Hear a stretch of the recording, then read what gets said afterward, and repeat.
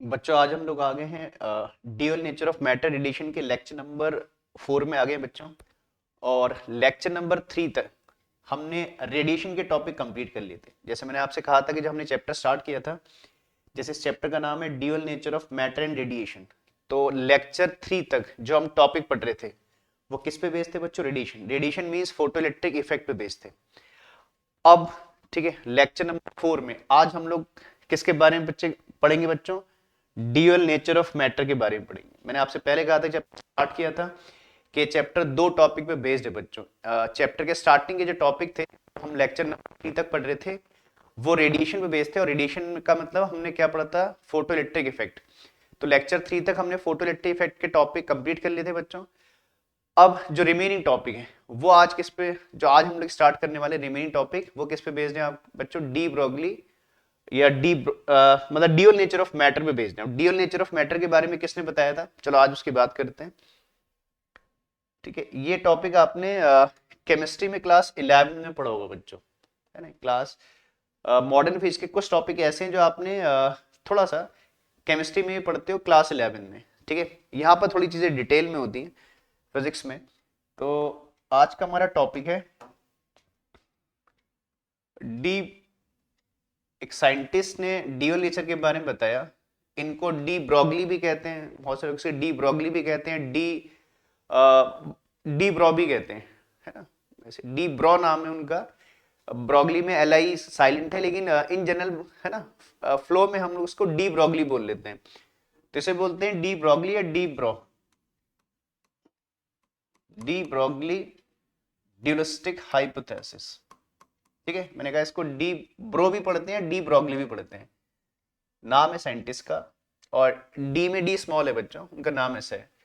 तो D Broglie dualistic dualistic hypothesis.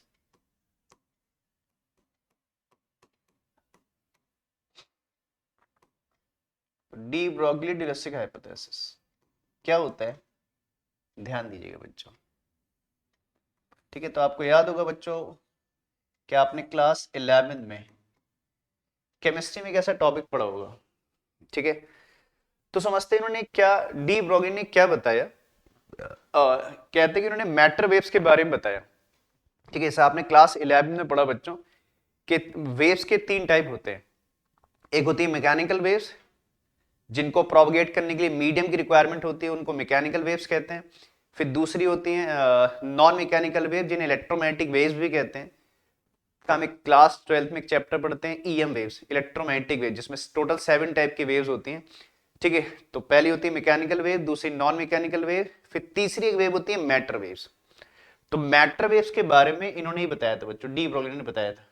ठीक है, तो क्या कहा डी ब्रॉगली ने? समझिएगा, स्टेटमेंट में जाने से पहले एक बात समझना। उन्होंने बोला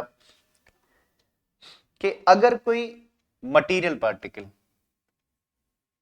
मटेरियल पार्टिकल मतलब पजेस सम मास, एक ऐसा पार्टिकल जिसने कुछ मास पजेस किया हो, ठीक है ना? और हो सकता है उसके पास चार्ज हो या उसके पास चार्ज ना हो। चार्ज होना नेसेसिटी नहीं है, मास होना नेसेसिटी है। तो मान लीजिए एक मटेरियल पार्टिकल है और इनिशियली वो रेस्ट में है। तो डी ब्रॉगली ने बोला कि अगर कोई मटेरियल पार्टिकल है, और इन जनरल डी ब्रॉगली का जो कंसेप्ट है वो माइक्रोस्कोपिक मटेरियल पार्टिकल के लिए लगता है ना? माइक्रोस्कोपिक मटेरियल पार्टिकल के लिए ज्यादा एप्लीकेबल होता है, बड़े मासेस के लिए क्यों नहीं लगता है, ये अभी मैं एक फॉर्मूला आएगा तो उससे आपको एक्सप्लेन कर दूंगा। ठीक है, कि ये छोटे मासेस के लिए क्यों लगता है, मतलब माइक्रोस्कोपिक पार्टिकल जैसे आपके अल्फा हो गया, प्रोटॉन, अल्फा पार्टिकल हो गया, प्रोटॉन हो गए, इलेक्ट्रॉन हो गए, ड्यूट्रॉन हो गया। जब ऐसे पार्टिकल मूव करेंगे तो इनके लिए ये लॉ ज्यादा एप्लीकेबल है। जब बड़े मास मूव करेंगे तो उनकी वेवलेंथ नेग्लिजिबल होगी। कैसे होगी, अभी एक फॉर्मूला आएगा, से मैं एक्सप्लेन कर दूंगा। जब तक वो फॉर्मूला आपके सामने नहीं होगा आप ये नहीं समझ पाओगे कि छोटे पार्टिकल के लिए ही क्यों होता है और बड़े पार्टिकल के लिए क्यों नहीं होता है। चलिए मैं अभी एक छोटे पार्टिकल की बात कर रहा हूं, मतलब माइक्रोस्कोपिक मटेरियल पार्टिकल।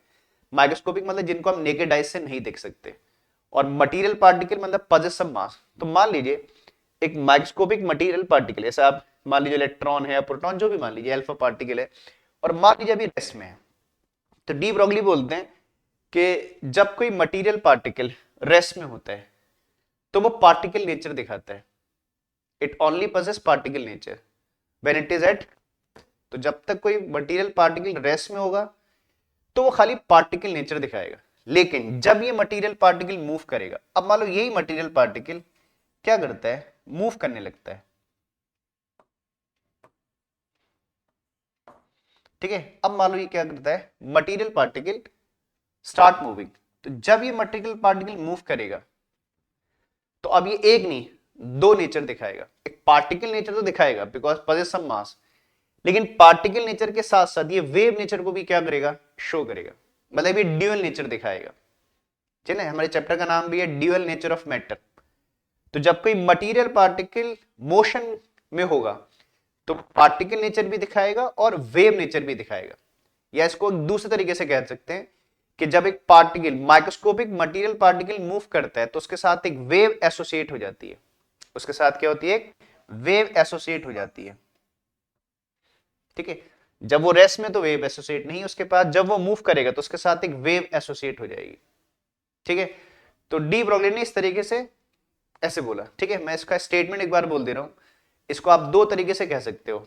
एक तरीके से ऐसे कह सकते हो, डी ब्रॉगली ने ऐसे बोला कि अ मूविंग माइक्रोस्कोपिक मटेरियल पार्टिकल। ध्यान देना बच्चों, मैंने क्या बोला, अ मूविंग मतलब ड्यूरिंग मोशन ऐसा होगा, अ मूविंग माइक्रोस्कोपिक मटेरियल पार्टिकल, एक ऐसा पार्टिकल जिसको हम नेकेड आई से नहीं देखते, माइक्रोस्कोपिक पार्टिकल कहते हैं, और उसका कुछ मास होना चाहिए, ठीक है। तो मैं एक बार दोबारा से बोल रहा हूं, स्टेटमेंट क्या बोला उन्होंने, a moving microscopic material particle sometime behaves as a particle and sometime as a wave. मतलब जब रेस्ट में होता है तो पार्टिकल बिहेवियर दिखाते हैं और जब मोशन में होता है तो वेव नेचर भी दिखाते हैं। तो sometime behave as a particle and sometime as a wave, या इसको ऐसे भी कह सकते हैं, a wave is associated with a moving microscopic material particle, कि जब कोई पार्टिकल मूव करेगा तो उसके साथ एक वेव क्या हो जाएगी, एसोसिएट हो जाएगी, या वो ड्यूअल नेचर दिखाएगा, ठीक है ना, ड्यूरिंग मोशन। तो डी ब्रॉगली ने कुछ कुछ ऐसा स्टेटमेंट दिया था। चलिए पहले मैं स्टेटमेंट लिख दे रहा हूं, और उन्होंने उस जो वेव एसोसिएट होती है किसी माइक्रोस्कोपिक पार्टिकल के साथ, उसकी वेवलेंथ कैसे कैलकुलेट करते हैं उसके लिए एक फॉर्मूला भी दिया और इस फॉर्मूले का प्रूफ भी दिया, ठीक है। ध्यान देना बच्चों। तो मैं इसका स्टेटमेंट लिख दे रहा हूं बच्चों के। स्टेटमेंट क्या है, इन्होंने बोला, अ moving microscopic material particle, a moving microscopic material particle, a moving microscopic material particle, a moving microscopic material particle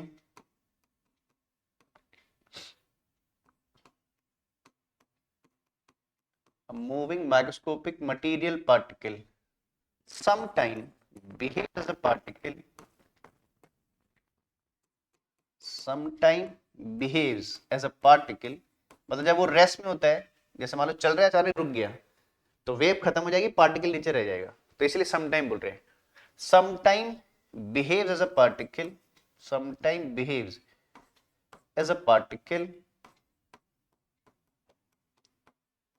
and sometime as a wave, sometime as a wave। या इसको एक दूसरे तरीके से भी कह सकते हो, और इसको लिखने का एक दूसरा तरीका भी है बच्चों, जैसे मैंने बोला भी था।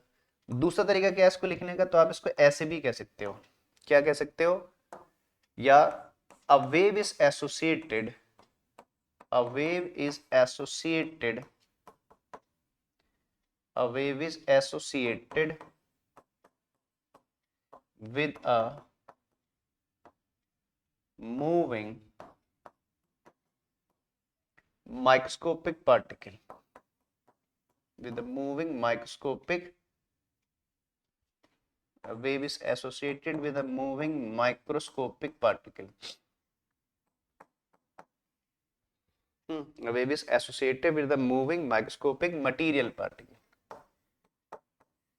material particle, ठीक है। इन शॉर्ट आप इसको ऐसे भी कह सकते हो, है ना।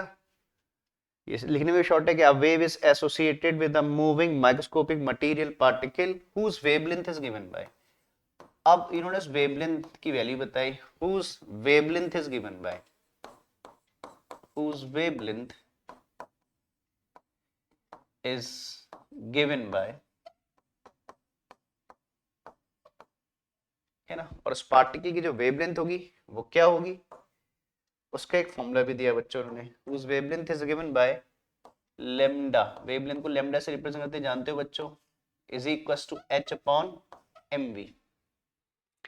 ठीक है, जहां एच के बारे में भी जानते हो बच्चों, इस चैप्टर के स्टार्टिंग से हम एच की बात कर रहे हैं, जहां पर एच क्या है, प्लैंक्स कांस्टेंट है, मास एम क्या है, उस मूविंग पार्टिकल का मास है, और वी क्या है, उसकी स्पीड है ड्यूरिंग मोशन। ठीक है, इसका एक प्रूफ भी दिया इन्होंने, अभी प्रूफ भी करते हैं बच्चों। ठीक है, और आप जानते हो बच्चों, mass into velocity also known as momentum, known as linear momentum, तो आप इसको ऐसे भी कह सकते हो, it can also be written as H upon P, miss linear H upon linear momentum. ठीक है, तो इस तरीके से उन्होंने एक फॉर्मूला भी दिया, समझ रहे। ठीक, तो ये इनकी थ्योरी थी, है ना। फिर एक बार समझ लो, हमने दो बातें जो लिखी बार पढ़ दे रहा हूं, फिर आप नोट भी कर लेना बच्चों। क्या बोलते हैं, a moving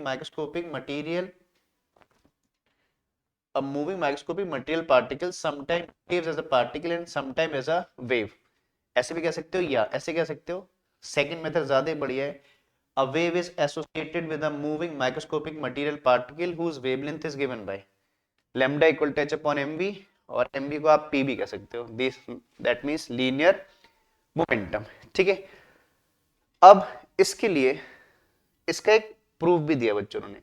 ठीक है, ऐसा करो, पहले आप इसे नोट डाउन कर लो, फिर अगले शीट में मैं इसका इस lambda equal to H upon M V कैसे आता है इसका प्रूफ भी एक उन्होंने थियोरेटिकल प्रूफ दिया इसका।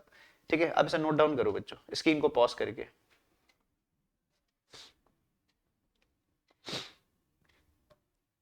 चलो नोट कर लिया होगा, स्क्रीन को पॉज करके नोट किया करो बच्चों। अब चलिए, अब इस lambda equal to H upon M V का प्रूफ, कोई आपसे बोले भाई ये वेवलेंथ कैसे आ गई, इसका प्रूफ। ठीक है, तो इसका प्रूफ है फिर आपका कि lambda equal to H upon M V कैसे आता है। ठीक है, तो इसका प्रूफ करने के लिए इन्होंने क्या किया, दो साइंटिस्ट की थ्योरी को यूज किया, एक प्लैंक्स क्वांटम थ्योरी, एक फेमस थ्योरी आप जानते हो बच्चों, और एक आइंस्टीन मास एनर्जी इक्विवेलेंस, ये भी सब बच्चे जानते हैं। तो इन्होंने कहा कि अकॉर्डिंग टू, अगर हम क्या देखें, अकॉर्डिंग टू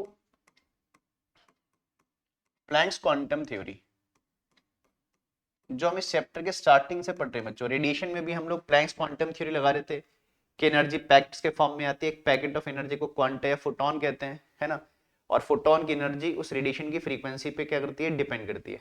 तो ये 11 में भी आप केमिस्ट्री में पढ़ रहे हो बच्चों। तो अकॉर्डिंग टू लिखना भूल गया बच्चों मैं, according to Planck's quantum theory,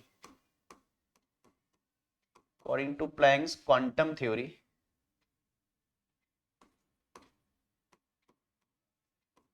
according to Planck's quantum theory,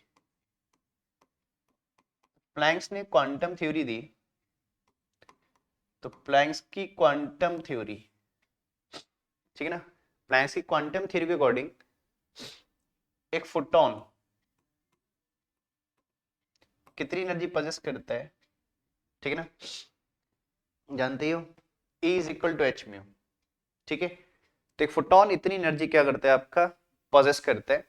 ठीक है, ये बात हम लोग क्लास 11 से केमिस्ट्री में पढ़ रहे हैं और हमने इस चैप्टर के स्टार्टिंग में ही बात करी। चलिए इसको इक्वेशन 1 डाल के होल्ड कर लेते हैं बच्चों। ये एनर्जी कंजर्वेशन को शो करता है ना बच्चों, है ना भाई, ये एनर्जी कंजर्वेशन को शो करता है कि फोटोन आता है, जैसे हमने रेडिएशन में क्या पढ़ा कि फोटोन आया, उसने अपनी एनर्जी ट्रांसफर कर दी, किसको, इलेक्ट्रॉन को एनर्जी क्या कर दी, ट्रांसफर कर दी। ठीक है, तो एनर्जी ट्रांसफॉर्मेशन को बता रहे कि फोटोन की एनर्जी किसको मिल गई, इलेक्ट्रॉन को मिल गई। ठीक है, तो ठीक, तो एनर्जी ट्रांसफॉर्मेशन को बता रहे। एक थ्योरी और है, एक आइंस्टीन मास एनर्जी इक्विवेलेंस है, इतना according to Einstein mass energy equivalence, no according to, अब इसी से मिलती जुलती एक थ्योरी और भी है बच्चों, according to Einstein mass energy equivalence, Einstein mass energy equivalence, mass energy equivalence,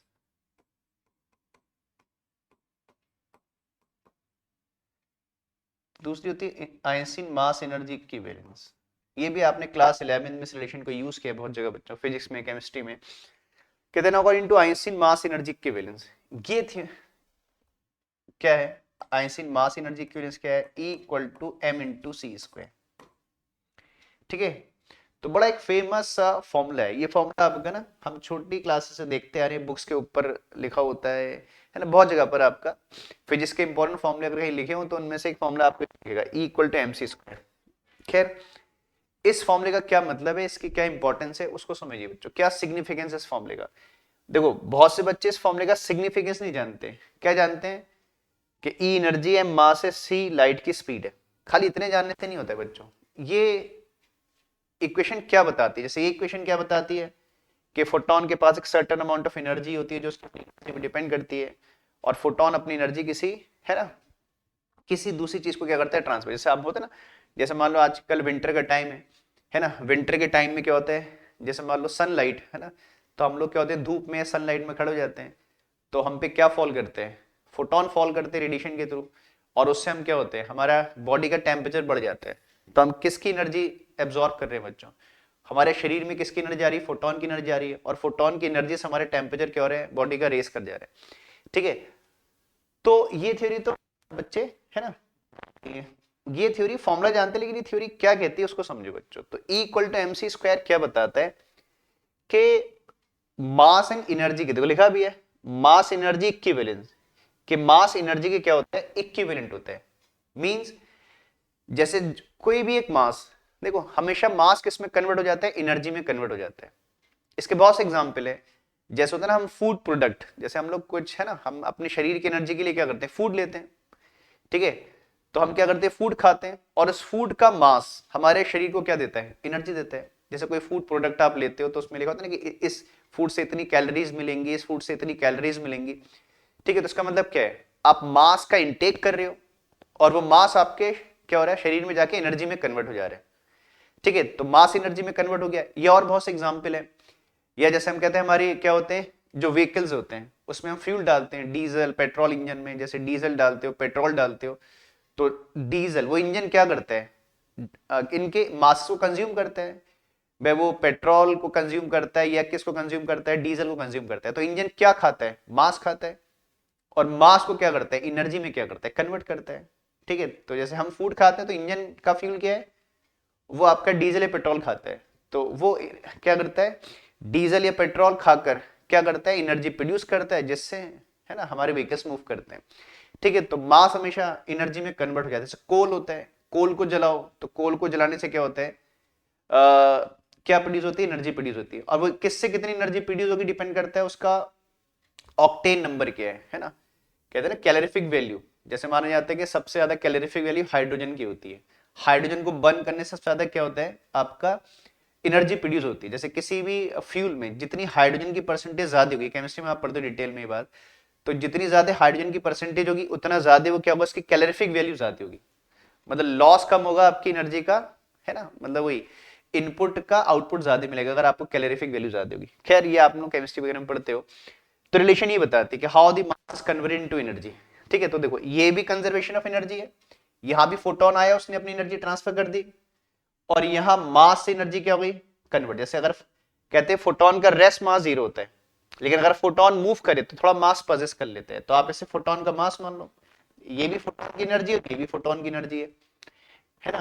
तो ठीक है, तो ये रिलेशन ये बताती है कि how the mass is converted into energy. तो ये भी एनर्जी कंजर्वेशन है, वो भी एनर्जी कंजर्वेशन है, दोनों एक ही बात को डिफरेंट तरीके से बोल रहे हैं बच्चों। ठीक है, तो इसका इक्वेशन सेकंड डाल लेते हैं। तो हम इन दोनों बातों को इक्वेट कर सकते हैं क्योंकि दोनों ही एनर्जी की फॉर्म है, एक ही बात को अलग अलग तरीके से बोला है साइंटिस्ट ने। ठीक है, तो हम इन दोनों को इक्वेट कर सकते हैं। अगर इन दोनों थ्योरी हम फोटोन के लिए लगा दें तो हम इसको इक्वेट कर सकते हैं। तो ऑन इक्वेटिंग, अगर मैं इनको इक्वेट कर दूं बच्चों ना, अब मैं इन दोनों को क्या करता रहूं, इक्वेट कर दे रहा हूं। कैसे लिखते हैं, on equating first and second, on equating first and second. अगर मैं इक्वेशन फर्स्ट एंड सेकंड को इक्वेट कर दूं तो क्या मिलेगा बच्चों हमको, वी गेट, तो हमको ये मिलेगा क्या, H mu is equal to कितना रहेगा, एम इंटू सी स्क्वायर। ठीक बच्चों, आपको तो लेमडा चाहिए, तो आप जानते हो फ्रीक्वेंसी होता है सी बाय लेमडा। यहाँ फोटोन की बात चल रही है, तो स्पीड हम किसकी लेंगे, इलेक्ट्रोमैग्नेटिक वेव्स की लेंगे बच्चा। तो एच सी बाई क्या लगा देंगे, फ्रीक्वेंसी सी बाई लेमडा ना, ये क्लास 10 से भी फॉर्मूला पढ़ रहे हो बच्चा, 11 में आपने पढ़ा है बहुत जगह। तो frequency C by lambda is equal to कितना, एम इंटू सी स्क्वायर। ठीक है, तो आप सी से सी का स्क्वायर क्या कर लीजिए बच्चों, कैंसिल आउट कर दीजिए, तो कितना आ रहेगा, H by lambda is equal to कितना आ रहेगा, एम इंटू सी। ठीक बच्चों, क्या आ जाएगा, h by lambda is equal to m into c. तो ठीक है, मैं इस साइड लिख दे रहा हूं थोड़ा सा बच्चा, इस हाफ में लिख देता हूं। तो लेमडा इज इक्वल टू कितना रहेगा, एच अपॉन एम इंटू सी। समझ रहे, देखिए ठीक है, लेमडा को मैंने इधर शिफ्ट कर दिया, एम सी को नीचे ले आया, तो lambda equal to H upon m into c. अब यहां पर तो हम किसकी बात कर रहे थे बच्चों, फोटोन की बात कर रहे थे। ठीक है, तो हमने सी लिखा, किसका, फोटोन में हम क्या करते हैं भाई, लाइट रेडिएशन इलेक्ट्रोमैग्नेटिक रेडिएशन है, और इलेक्ट्रोमैग्नेटिक रेडिएशन की स्पीड सी होती है, लेकिन हर मटेरियल पार्टिकल की स्पीड सी नहीं होती ना। तो एक नॉर्मल मटेरियल पार्टिकल जैसे मान लो इलेक्ट्रॉन मूव करे, प्रोटॉन मूव करे, ठीक है, तो फिर सी की जगह क्या आ जाएगा आपका, वी आ जाएगा। तो कहते हैं फॉर अ मटेरियल पार्टिकल,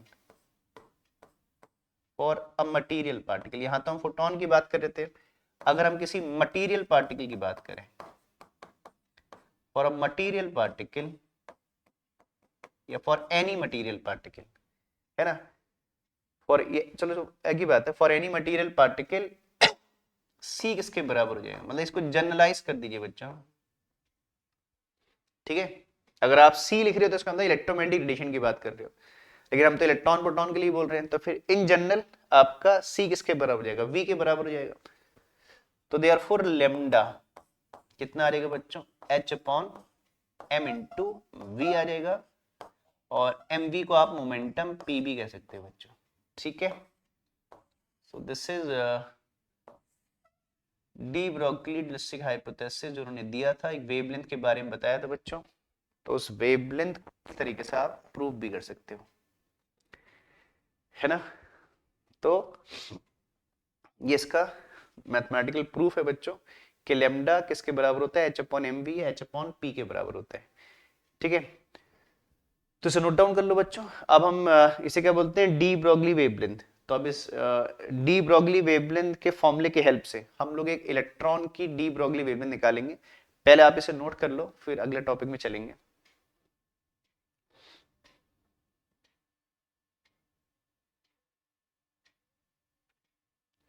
ठीक है, तो नोट कर लिया बच्चों। चलो अब हम क्या करते हैं, इस थ्योरी को अप्लाई करके, ये जो हमने थ्योरी सीखी डी ब्रोगली की, इस थ्योरी के हेल्प से हम एक इलेक्ट्रॉन की क्या निकालेंगे, डी ब्रोगली वेवलेंथ निकाल के देखते हैं। ठीक है, ये इंपॉर्टेंट एक्सप्रेशन है, पूछा जाता है, बोर्ड में बहुत बार आ चुका है। जैसे आता है कि भाई डी ब्रोगली की थ्योरी बता दीजिए, और डी ब्रोगली की थ्योरी के हेल्प से एक इलेक्ट्रॉन की डी ब्रोगली वेवलेंथ बता दीजिए। ठीक है, तो चलिए हम लोग क्या करते हैं, एक इलेक्ट्रॉन की डी ब्रोगली वेवलेंथ का एक्सप्रेशन बना रहे हैं बच्चा। जो थ्योरी आपने अभी समझी उसी को अप्लाई करके देखते हैं। ठीक है, तो अब हमारा D Broglie wavelength, D Broglie wavelength of an electron,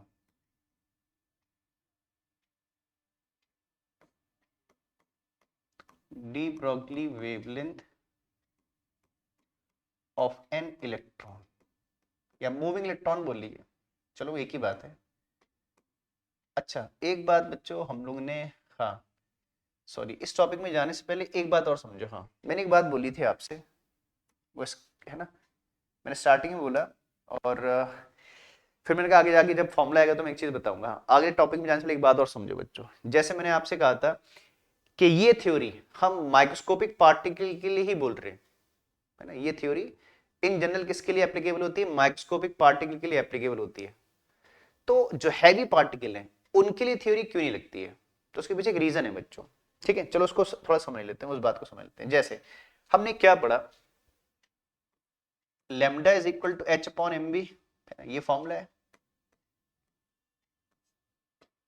तो देखते हैं इस फॉर्मूले को, पहले मैं क्या करता हूं, एक हैवी पार्टिकल के लिए लगाता हूं, और फिर एक माइक्रोस्कोपिक पार्टिकल के लिए लगाता हूं, तो देखते हैं कि लेमडा में क्या डिफरेंस आएगा।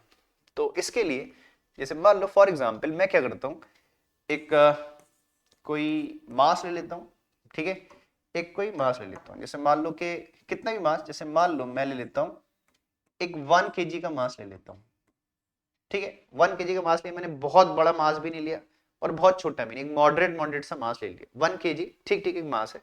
चलो मान लो एक 1 kg का मास है और ये मास मान लीजिए कितनी स्पीड से मूव कर रहे हैं, मान लो 100 की स्पीड से मूव कर रहे हैं, 100 मीटर पर सेकेंड, ठीक है, स्पीड में मैंने, है ना, मतलब मॉडरेट मॉडरेट लिए, ना बहुत छोटी है ना बहुत बड़ी भी नहीं है ना, ठीक है, 100 या चाहो थोड़ा और कम कर को 10 ले सकते हो, चलो 100 ले ली मैंने, या चलो 10 कर लेते हैं बच्चों, 100 भी ज्यादा हो जाती है, डेंजरस स्पीड कहलाती है, चलो ठीक, तो 10 मान लेते हैं, ऐसे कर लेते हैं, ठीक है। तो मैंने मान लिया एक पार्टिकल है जिसका मास कितना है 1 kg और इसकी स्पीड है 10 मीटर पर सेकंड, देखते हैं इसकी लेमडा की वैल्यू क्या आएगी, है ना, ठीक, क्यों हम ये बड़े मासेस के लिए नहीं बोल रहे बच्चों ना, तो देखो अगर मैं लेमडा निकालूं तो देयरफॉर लेमडा, अगर मैं इसके लेमडा की वैल्यू निकालूं तो फॉर्मूला क्या है H/m/v, मैंने डी ब्रॉगली वेवलेंथ का फॉर्मूला लगा दिया, H की वैल्यू बच्चों जानते हो कितना होता है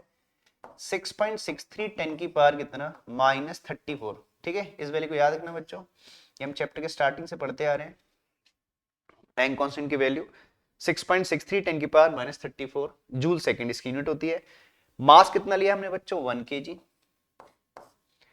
और उसकी स्पीड कितनी है 10, ठीक बच्चों,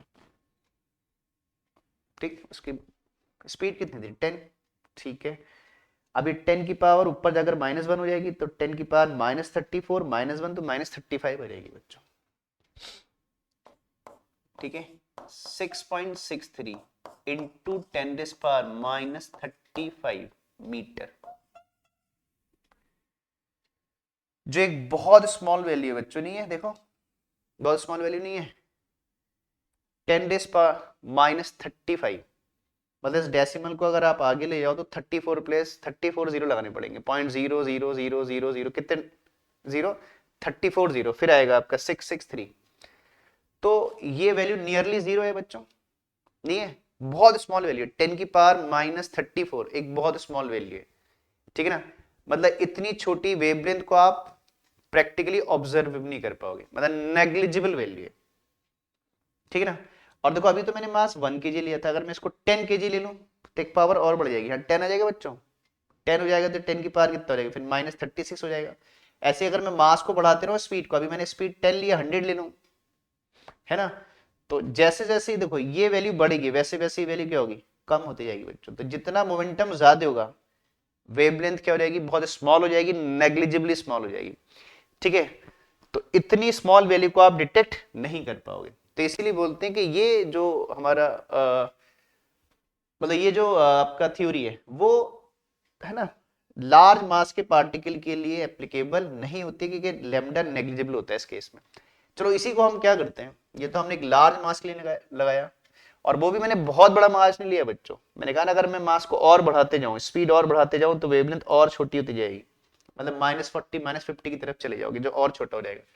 चलो अब इसी फॉर्मूले को हम एक छोटे मास के लिए लगा लेते हैं, है ना, अब चलो मैं क्या करता हूँ एग्जाम्पल और लेता हूँ, एक कोई छोटा मास ले लेता हूँ, चलो मैं इलेक्ट्रॉन के लिए लगा दूं बच्चों, इलेक्ट्रॉन के लिए लगा लेते हैं, है ना, जैसे अब मैं इलेक्ट्रॉन के लिए लगा रहा हूं तो मास ऑफ इलेक्ट्रॉन जानते हैं बच्चों सब बच्चे कितना होता है 9.1 इंटू 10⁻31 kg होता है बच्चों इलेक्ट्रॉन का मास, और इलेक्ट्रॉन पे चार्ज भी जानते हैं हम लोग सब, charge on electron q e on e लिख देता हूँ, सब जानते हैं 1 पॉइंट सॉरी चार्ज नहीं चाहिए मुझे, सॉरी गलत हो गया, अब हमें क्या चाहिए इलेक्ट्रॉन की स्पीड चाहिए, तो इलेक्ट्रॉन की स्पीड डिपेंड करता है कि भाई इलेक्ट्रॉन किसी कंडक्टर में मूव कर रहे हैं या मान लीजिए किसी, है ना, एटम के ऑर्बिट में रिवॉल्व कर रहे हैं, जैसे एक वैल्यू मैं बताता हूँ, ये आगे एटम चैप्टर में आप पढ़ोगे बच्चों कि इलेक्ट्रॉन जैसे हाइड्रोजन के फर्स्ट ऑर्बिट में रिवॉल्व करता है, तो हाइड्रोजन के फर्स्ट ऑर्बिट में इलेक्ट्रॉन की स्पीड करीब 2.18 इंटू 10⁻6 मीटर पर सेकेंड होती है,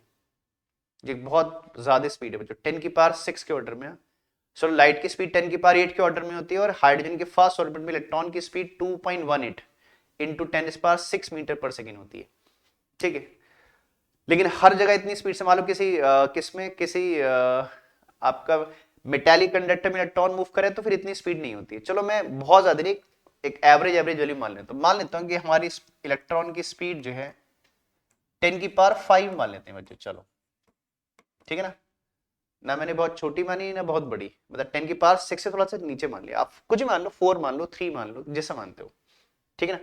चलिए 10⁵ मैंने मान लिया, आपको और कुछ लगेगा तो आप 10⁴ मान लेना, 3 मान लेना, आपकी चॉइस है। अब मैं लेमडा निकालता हूँ, लेमडा फॉर इलेक्ट्रॉन निकालता हूँ, तो एच अपॉन क्या आएगा, mass of electron into speed of electron. चलिए फिर अगेन एच की वैल्यू वही है सेम, 6.63, 10⁻, कितना, -34। mass of electron, this is 9.1 10⁻31 into speed मैंने मान ली 10⁵। ठीक बच्चों, चलिए मेनली पावर को देखिए, नंबर तो आपका जो भी है ना, मान लो करीब ऐसे मान लेते हो बच्चा, 0.7 कुछ आ जाएगा, नंबर में मत जाइए, अप्रोक्स दिया मैंने, 0.7 के आसपास मान लो डिवाइड करने में आ जाएगा। मेनली पावर को देखिए, देखिए इससे 5 पावर माइनस हो जाएंगी तो कितना आएगा, -26 आ जाएगा बच्चों, हो जाएगा। देखो इसमें से माइनस कर लो 5 पावर, है ना, तो कितना बच जाएगा आपका ये 26 ऊपर जाके प्लस का आ जाएगा, तो 26 में से करोगे तो -8 आ जाएगा बच्चों। देखो इंटू 10⁻, कितना आ जाएगा, -8 आ जाएगा। सही बच्चों, देख लो, है ना, मैंने कहा 5 में से माइनस करो, -26, 26 ऊपर जाके +26 हो जाएगा, 26 में से 34, तो कितने का डिफरेंस आएगा, -8 का डिफरेंस आ जाएगा। और अगर आप इसको लिखो तो इट इज नियरली, ऐसे लिख रहा हूँ रफली बच्चों, 7.0 इंटू 10⁻⁹ मीटर, इसे नैनोमीटर भी कह सकते हो, ठीक है ना। और इन जनरल जानते हो आपको, जैसे आपने इलेक्ट्रोमैग्नेटिक वेव्स वगैरह में पढ़ा, तो वेवलेंथ आपकी ज्यादातर नैनो एंगस्ट्रॉम के रेंज में ही होती है बच्चों, ठीक है। तो देखो अब हम उस रेंज में आ गए जो रेंज डिटेक्टेबल है, जो डिटेक्ट कर सकते हो, जो ऑब्जर्वेबल रेंज है, ठीक है। तो अब देखो, तो क्या हुआ, देखो मास बढ़ने से वेवलेंथ क्या हो गई, कम हो गई बच्चों, सॉरी मास के छोटा होने से वेवलेंथ क्या हो गई आपकी, कम हो गई। तो ठीक है, तो इसीलिए कहते हैं, ठीक है। और ये एक नॉर्मल रेंज है, क्योंकि इन जनरल ज्यादातर आपकी जो वेवलेंथ होती है नैनो या एंगस्ट्रॉम या माइक्रो में होती है, और ये हमारा इतना नैनो, इसे 7.0 नैनोमीटर अप्रोक्स कह सकते हो, ठीक है। तो ये रीजन है बच्चों, देखो ठीक है, कि जितने हैवी मास होंगे, जितनी स्पीड से मूव करेंगे, वेवलेंथ छोटी होती जाएगी, और अगर क्या होगा, मासेस छोटे होंगे और स्पीड ज्यादा होगी तो वेवलेंथ फिर आपकी छोटी हो जाएगी और एक नॉर्मल रेंज के अंदर आ जाएगी, ठीक है। तो यही रीजन है कि हम लोग ये जो फिनोमिना है वो किसके लिए लगाते हैं, माइक्रोस्कोपिक पार्टिकल के लिए मानते हैं कि ज्यादा एप्लीकेबल होता है। तो ये बात समझ गए बच्चों कि हम बड़े मास के लिए क्यों नहीं बोल रहे और छोटे मास के लिए ही क्यों बोल रहे हैं, ठीक है। माइक्रोस्कोपिक बार बार हम बोल रहे हैं डेफिनेशन में, मूविंग माइक्रोस्कोपिक मटेरियल पार्टिकल, ठीक है ना। चलिए बात भी समझ गए होगे, तो इसको नोट कर लोगे, चाहो तो नोट करना चाहते हो बच्चों, ये इसलिए नोट करा रहा हूँ कि भाई आपसे कोई पूछ ही ले, है ना। जैसे मान लो कि होता है ना कि प्रैक्टिकल में वाइवा होते हैं बच्चों, तो वाइवा में एग्जामिनर आपसे कोई बात भी पूछ सकते हैं ना, कि ये माइक्रोस्कोपिक पार्टिकल के लिए क्यों एप्लीकेबल होता है बच्चों। अगर एक बस मूव कर रही है, कार मूव करे तो उनके लिए क्यों नहीं होता, हम मूव करें तो क्यों नहीं लेते, तो आप बता सकते हो ना, एग्जाम्पल देकर आप बता सकते हो, ठीक है। चलो अब चलते हैं नेक्स्ट टॉपिक की तरफ, जो इस चैप्टर का हमारा लास्ट टॉपिक भी माना जाता है बच्चों, ठीक है। अभी मैं इसकी हेडिंग कर रहा था, फिर मैंने पहले कहा कि ये बता देता हूँ आपको। तो अब एक लास्ट टॉपिक है हमारा, हम डी ब्रोगली की थ्योरी के हेल्प से एक मूविंग इलेक्ट्रॉन के क्या निकालेंगे, डी ब्रोगली वेवलेंथ निकालेंगे बच्चों ना। तो अब हमारा D Broglie wavelength of an electron, D Broglie wavelength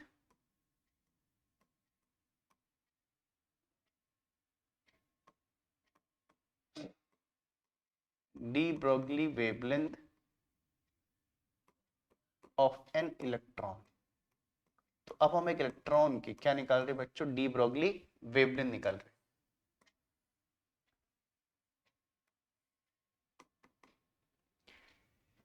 ठीक है। तो आप समझिएगा क्या करेंगे इसके लिए। तो उसके लिए मान लीजिए मैं एक इलेक्ट्रॉन ले लेता हूं बच्चों ना, मैंने क्या कर दिया, एक इलेक्ट्रॉन ले लिया, ठीक है। और मान लीजिए इनिशियली ये इलेक्ट्रॉन रेस्ट में, मैंने एक ऐसा इलेक्ट्रॉन लिया जो इनिशियली रेस्ट में, ठीक है ना। और देखो जब तक इलेक्ट्रॉन रेस्ट में है तो जब तक वेवलेंथ क्या होगी, इन्फिनिटी हो जाएगी बच्चों। क्यों, सोचो ना, लैम्डा इज इक्वल टू कितना होता है, एच अपॉन एम वी। अगर वी क्या हो जाए, जीरो हो जाए, ठीक है, तो लैम्डा कितना हो जाएगा, H upon zero, something upon zero क्या हो जाएगा, इन्फिनिटी। ठीक है, इसीलिए कहते हैं जब तक कोई पार्टिकल रेस्ट में होता है तो वेव नेचर नहीं दिखाता, क्योंकि उस केस में लैम्डा क्या होता है, इनफाइनाइट हो जाता है। ठीक है, तो अभी इसकी वेवलेंथ क्या है, इनफाइनाइट है, तो हम इसको इनफाइनाइट से क्या करेंगे, नॉर्मल रेंज में लाएंगे। और अगर आप इनफाइनाइट से इसको नॉर्मल रेंज में लाना चाहते हो तो उसके लिए आपने क्या करना पड़ेगा, इसको मूव करना पड़ेगा बच्चों। ठीक है, इसको मैं कर दे रहा हूँ कि आपको ध्यान के, मैंने एक एडिशनल पॉइंट बताया। तो हमें, ठीक है, तो अभी हमने एक इलेक्ट्रॉन लिया जो इनिशियली रेस्ट में है, और अगर रेस्ट में है तो इसकी वेवलेंथ इनफाइनाइट है, तो हमने इसको फाइनाइट रेंज में लाना है। तो उसके लिए क्या करना पड़ेगा, हमको इलेक्ट्रॉन को मूव करना पड़ेगा बच्चों। ठीक है, हम इलेक्ट्रॉन को मूव करेंगे, जब इलेक्ट्रॉन मूव करेगा तो इन्फिनिटी से एक फाइनाइट रेंज में आ जाओगे आप वेवलेंथ के। अब बात यह आई कि इलेक्ट्रॉन को मूव कैसे करें, इलेक्ट्रॉन को मूव कैसे करें। तो देखो इलेक्ट्रॉन को मूव करने के डिफरेंट तरीके हो सकते हैं बच्चों। एक इलेक्ट्रॉन को डिफरेंट तरीके से मूव किया जा सकता है, हीट करके मूव कर सकते हैं। अगर आप हीट करो तो क्या गेन कर लेगा, थर्मल काइनेटिक एनर्जी गेन कर लेगा और थर्मली एक्साइट हो जाएगा और स्टार्ट मूविंग। तो ये भी एक मेथड है। या हमने एक पढ़ा कि इस चैप्टर के स्टार्टिंग में रेडिएशन वाला एक मेथड है कि अगर इस पे एक फोटोन की क्या कर दें, एनर्जी डाल दें, तो फोटोन अपनी इसको एनर्जी ट्रांसफर किया और ये उस एनर्जी की हेल्प से क्या कर सकता है, मूव कर सकता है। तो मूव करने के डिफरेंट मेथड है बच्चों, क्या ना, डिफरेंट पॉसिबिलिटी हो सकती है। लेकिन हम उसकी बात कर रहे हैं जो हमारे सिलेबस में जिस तरीके से, क्योंकि जो एक डायरेक्शन है वो एक पर्टिकुलर एक केस के लिए होता है बच्चों। तो हम इस इलेक्ट्रॉन को मूव कर रहे हैं क्या लगाकर, एक पोटेंशियल डिफरेंस क्रिएट करके, कि हमारे सिलेबस में जो फॉर्मूला है वो आपका, देखो न्यूमेरिकल में सिचुएशंस बदलेंगे लेकिन थ्योरी में एक सर्टन है ना केस को फॉलो किया जाता है। तो थ्योरी में हम इस इलेक्ट्रॉन को कैसे मूव करेंगे, पोटेंशियल डिफरेंस लगाकर। ठीक है, तो हम क्या करते हैं, इस इलेक्ट्रॉन के क्रॉस क्या अप्लाई कर देते हैं बच्चों, एक पोटेंशियल डिफरेंस अप्लाई कर देते हैं। तो हमने एक पोटेंशियल डिफरेंस क्रिएट कर दिया, और मान लीजिए वो पोटेंशियल अप्लाइड कितना है, वी है। होता क्या है बेसिकली, जब आप पोटेंशियल अप्लाई करते हो तो पोटेंशियल क्या करता है, पोटेंशियल डिफरेंस एक फील्ड क्रिएट कर देता है।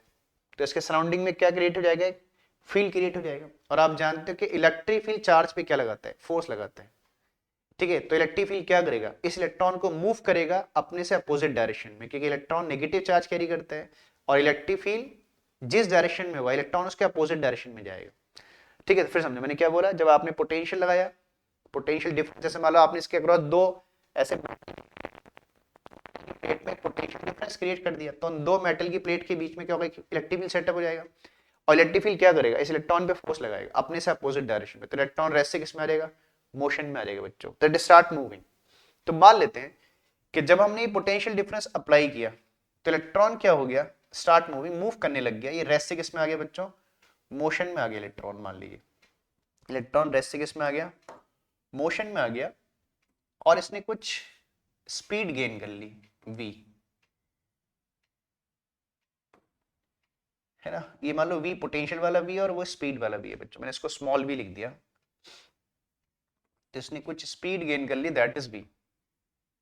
बात समझे, तो हमने पोटेंशियल लगाकर इलेक्ट्रॉन को रेस्ट से क्या कर दिया, मोशन में ले आया, और इसने स्पीड गेन कर कितनी v, बस। अब अगर हमको ये स्पीड पता लग जाए बच्चों तो हम इसकी क्या निकाल सकते हैं, डी ब्रोगली वेवलेंथ। मैं स्पीड पता लग जाए ऐसा क्यों बोल रहा हूं, देखो ना, अगर आप वेवलेंथ का फॉर्मूला देखो बच्चों, तीन फैक्टर होते हैं वेवलेंथ के फॉर्मूले में। h जो एक कांस्टेंट है, नोन एज प्लैंक कांस्टेंट है, इसकी वैल्यू हम बहुत बार लिख चुके, जानते हैं सब बच्चे। तो h तो मैं पहले से जानता हूं। m क्या है, इलेक्ट्रॉन का मास, ये भी आप जानते हो। ठीक है, तो इलेक्ट्रॉन का मास भी हमको पता है। बस हमको क्या चाहिए बच्चों, स्पीड चाहिए, है ना, क्योंकि डिफरेंट केसेस में स्पीड डिफरेंट हो सकती है। तो हमने जो केस की बात की है उस केस में हमें इलेक्ट्रॉन की क्या चाहिए, स्पीड चाहिए। अगर मुझे इलेक्ट्रॉन की स्पीड मिल जाए तो मैं स्पीड पुट कर दूंगा बच्चों, तो मेरी वेवलेंथ आ जाएगी। ठीक है, तो किसी भी मटेरियल पार्टिकल की अगर आपने वेवलेंथ निकालनी, हाँ, तो वेवलेंथ निकालने के लिए मेनली क्या चाहिए, उसकी स्पीड चाहिए, क्योंकि हम जैसे हम इलेक्ट्रॉन की बात करें, प्रोटॉन की बात करें, न्यूट्रॉन की बात करें, अल्फा पार्टिकल की बात करें, तो इनके मासेस हम इन जनरल जानते हैं बच्चों। बस हमें क्या चाहिए, उनकी स्पीड की रिक्वायरमेंट है। ठीक है, तो आपने देखना है कि आपने किस तरीके से क्या की, उनकी स्पीड गेन करी। पहले आप स्पीड निकालोगे और स्पीड को फॉर्मूले में पुट कर दोगे तो वेवलेंथ आ जाएगी। ठीक है, अब हमने स्पीड कैसे प्रोवाइड की इसको, तो आप देख ही रहे हो बच्चों, मैंने क्या बोला, एक पोटेंशियल डिफरेंस अप्लाई किया। तो हुआ क्या बेसिकली, इस पोटेंशियल डिफरेंस ने इसको रेस्ट से किस में ला दिया, मोशन में ला दिया। इसने क्या गेन कर ली बच्चों, इलेक्ट्रॉन ने क्या गेन कर ली, काइनेटिक एनर्जी। और इस काइनेटिक एनर्जी को गेन किसने कराया, इस पोटेंशियल ने। तो मींस इस पोटेंशियल डिफरेंस ने क्या किया, वर्क किया, और उसके वर्क करने से इलेक्ट्रॉन ने क्या गेन कर ली, काइनेटिक एनर्जी गेन कर ली। जैसे मान लो मेरे हाथ में एक बॉल है, मैं बॉल कैसे फेंक दूं बच्चों, तो जब मैं बॉल को फेंकता हूं तो मैं बॉल को फेंकने के लिए वर्क करता हूं, और मेरा वर्क उस बॉल की क्या बन जाती है, काइनेटिक एनर्जी। तो सेम बात यहां पर भी यही है कि ये काम किसने किया, पोटेंशियलनेस को, मतलब एक पोटेंशियल फील्ड क्रिएट किया, फील्डनेस को क्या कर दिया, पुश कर दिया, और ये पुश करने से मूव कर गया। जैसे मैंने वही बॉल को फेंका, ये तक इलेक्ट्रिक फील्ड ने भी इसको ऐसे क्या कर दिया, पुश कर दिया, और इमोशन में आ गया। तो क्या हुआ, इस पोटेंशियल अप्लाइड ने कुछ वर्क किया, और उसी वर्क के करने से इलेक्ट्रॉन ने क्या गेन कर ली, काइनेटिक एनर्जी गेन कर ली। तो आपने इनिशियली कंसेप्ट लगाने क्या बोलना है कि work done by applied potential is equal to the gain in kinetic energy of the electron. ठीक है, तो पहले हम थोड़ा लेट कर देते हैं, हमने क्या अज्यूम किया है बच्चों, ऐसे लिख देते हैं, हाँ ऐसे बोल देते हैं कि लेट अ पोटेंशियल डिफरेंस, पहले आपने बताना कि आपने क्या कंसेप्ट लगाया इसको मूव करने के लिए, तो वो बता रहे हैं बच्चों, let a potential difference V is applied,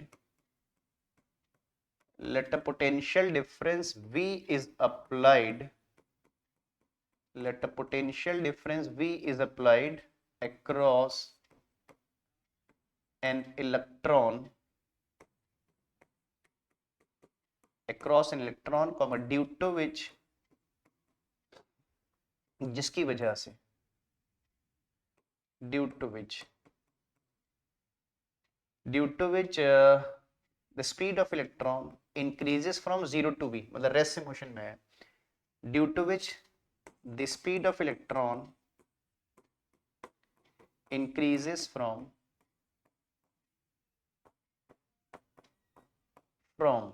0 to v, जिसकी वजह से इलेक्ट्रॉन की क्या हो गई, स्पीड 0 से कितनी हो गई, v हो गई। तो आपने इनिशियली ऐसे बता देना है बच्चों, जो भी प्रोसेस अप्लाई कर बताओ। तो हमने बोला कि let a potential difference V is applied across an electron due to which the speed of electron नहीं लिखा मेरे बच्चों, चलो एक चीज ऐड कर देता हूँ, भूल गया थोड़ा सा, speed of electron due to which speed of electron increases from, एक चीज स्किप हो गई, इंक्रीजेस फ्रॉम 0 to v, फ्रॉम 0 to v। ठीक है बच्चों, तो इलेक्ट्रॉन की स्पीड 0 से बढ़कर v हो गई।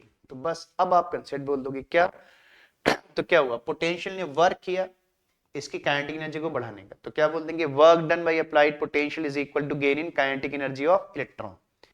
लेकिन देयरफॉर क्या लिख देंगे बच्चों, therefore work done by, therefore work done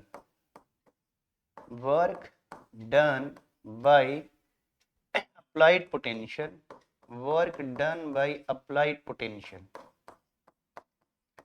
work done by applied potential is equals to gain in kinetic energy of electron, gain in kinetic energy of electron। बात समझ रहे बच्चों, तो work done by applied potential is equal to gain in k of electron. Work done by applied potential जानते हो बच्चों कितना होता है, charge into applied potential. Electron के चार्ज को E लिखते हैं, मैंने भी क्यों लिखा है, बाद में जो वैल्यू पुट करूंगा तो मैं E लिख दूंगा बच्चों, अभी इन जनरल बोल रहा हूँ।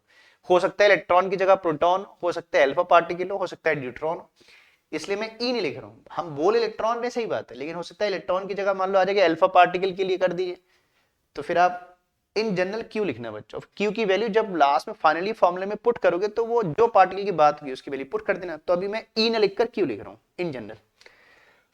अच्छा, गेन इन काइनेटिक एनर्जी तो पूरा ही गेन है बच्चों, एक्चुअली तो जीरो ही थी एनर्जी, जो भी गेन ही है उसका, तो कितना गेन हो गया, हाफ एम वी स्क्वायर, क्योंकि इसने पूरा गेन ही किया है बच्चों, क्योंकि इनिशियली तो वो किस में था, रेस्ट में था। तो गेन इन काइनेटिक एनर्जी कितनी होगी, हाफ एम वी स्क्वायर। बस ये ध्यान करना बच्चों, ये भी पोटेंशियल को रिप्रेजेंट कर रहा है, ये भी स्पीड को रिप्रेजेंट कर रहा है। आपको क्या चाहिए, स्पीड चाहिए बच्चों, स्पीड ना, ठीक है। तो यहां से स्पीड निकाल लो, तो देखो स्पीड का स्क्वायर कितना हो जाएगा आपका, देखो चेक करो, स्पीड का स्क्वायर हो जाएगा आपका 2qv बाई कितना m, ठीक बच्चों। तो v is equal to root of 2qv by m आ जाएगा। तो हमारी स्पीड कितनी हो जाएगी इलेक्ट्रॉन की, ये हो जाएगा रूट 2qv बाई m। देखो कैलकुलेशन के डिफरेंट मेथड है, हम काइनेटिक एनर्जी से मोमेंटम भी बना सकते थे, चलो वो डिफरेंट तरीके हैं। मैं ज्यादा है ना मतलब सिंपल वे में जा रहा हूँ, ज्यादा कॉम्प्लिकेटेड वे में नहीं जा रहा हूँ। तो आपने सिंपली यहाँ से v निकाल लिया बच्चों, बस v आ गया। अब आप फॉर्मूला जानते हो डी ब्रोगली का, तो आपने क्या करना है, इस v को इस फॉर्मूले में पुट कर देना है, आपकी क्या रहेगी, de Broglie wavelength of electron आ जाएगी। चलो अगले स्टेप उसमें लिख देते हैं, लेकिन therefore d Broglie wavelength of electron is, therefore d Broglie wavelength of electron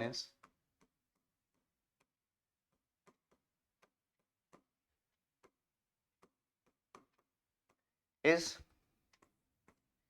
lambda is equals to h upon कितना था, मास इंटू वेलोसिटी। अब वेलोसिटी देख लो बच्चों, वेलोसिटी कितनी आ गई आपकी, आ गई देखो बच्चों, आ गई 2qv बाई एम। तो इसकी वैल्यू पुट कर दीजिए, तो आ जाएगा 2qv बाई एम,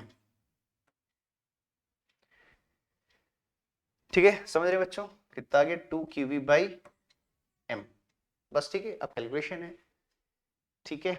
अब एक एम इधर भी, ये रूट एम सिंपल है, मैं तो इस रूट एम टाइम चले जाएगा बच्चों, चलेगा ना, देखिए इस रूट एम टू क्यूब और आ जाएगा, है ना। इतनी कैलकुलेशन समझते ही बच्चों आप लोग। तो lambda is equal to H upon कितना रहेगा, रूट 2m क्यूवी, क्लियर है, कितना रहेगा 2m क्यूवी।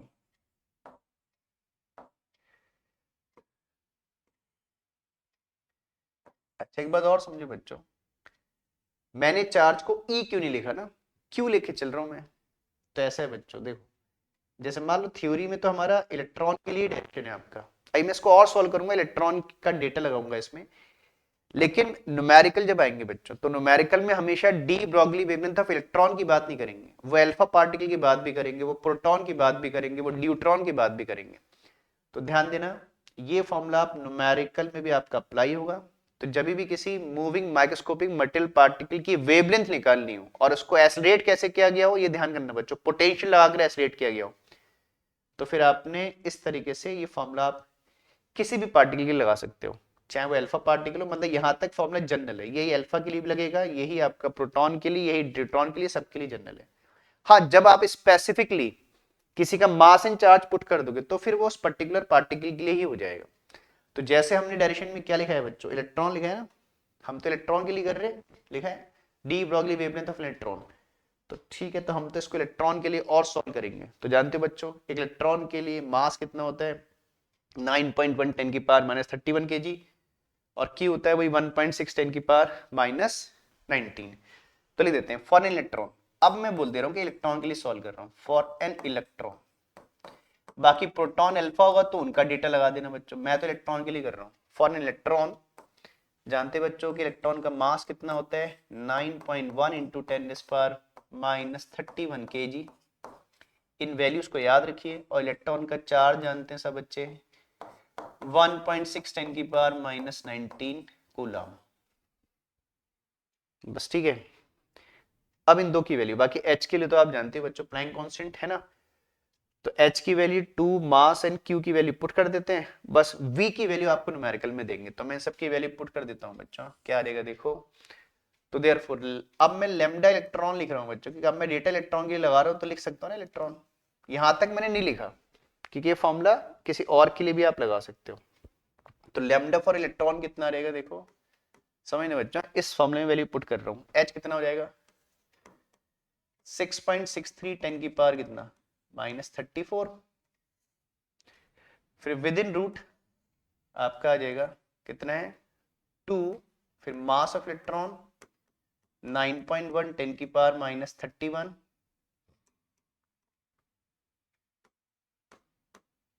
हम्म 31 है बच्चों ये। इनटू इलेक्ट्रॉन पे चार्ज 1.6 10 की पावर -19। और फिर एक फैक्टर बच जाएगा v। अभी पोटेंशियल की वैल्यू हमें नहीं पता है, न्यूमेरिकल वगैरह आएगा तो उसमें पोटेंशियल की वैल्यू देंगे बच्चा। तो देखिए, तो पोटेंशियल को छोड़कर बाकी सब फैक्टर की वैल्यू आप है ना जानते हो। इसको आप चेक करना बच्चों, सॉल्व कर लेना कैलकुलेटर से, तो करीबी इतना आता है। इस फॉर्मूले को डायरेक्ट याद रखोगे तो फायदा भी रहेगा। याद कर 12.27 अपॉन रूट वी इंटू 10 की पावर -10 मीटर। ये वैल्यू आपने याद भी करनी है बच्चों, ये ऑब्जेक्टिव वगैरह में क्वेश्चन भी आते हैं कि D Broglie wavelength of electron is, 4 option देंगे तो पहचानना है कौन सा ऑप्शन सही है। थोड़ा सा डेसिमल इधर उधर शिफ्ट कर देंगे, वैल्यू बदल जाएंगी। तो 10 की पावर -10 को एंगस्ट्रॉम कहते हो बच्चों। तो आप इसे राउंड ऑफ करके 12.27 को 12.3 भी कह सकते हो। ठीक है, 12.3 अपॉन रूट वी एंगस्ट्रॉम। ठीक बच्चों, तो de Broglie wavelength of an electron when it is accelerated by a potential difference v is given by this formula, है ना। 12.3 अपॉन रूट वी एंगस्ट्रॉम या 12.27 अपॉन रूट वी एंगस्ट्रॉम।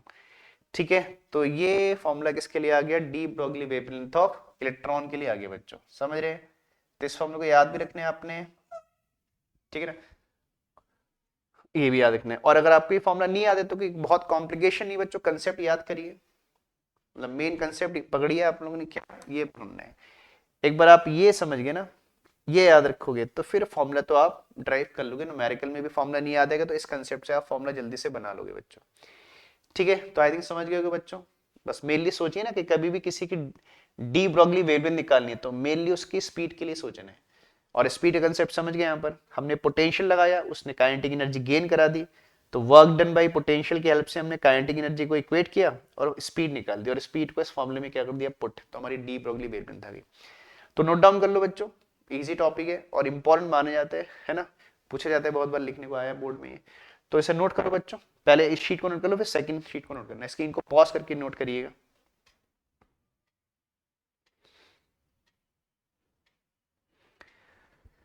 चलो अब second sheet दिखा देता हूं मैं आपको बच्चों।